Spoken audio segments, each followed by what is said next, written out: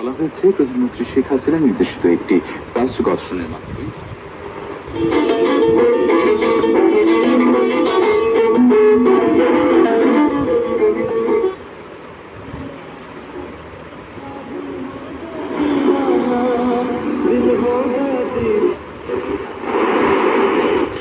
আইনে তো নিশ্চয়ই কোথাও সুরাহা পাবেন, তবুও ঠিক আছে।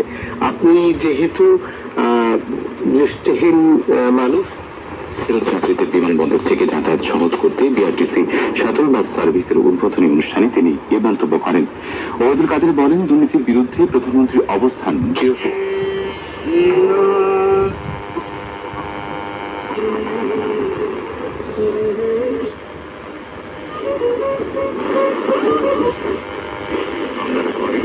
রাজনীতিবিদরা করে না, সেটা ঠিক নয়। রাজশাহী বাংলাদেশ বেতার ও আওয়ামী লীগের যুগ্ম সাধারণ সম্পাদক মাসুদ বলেছেন, বাংলাদেশের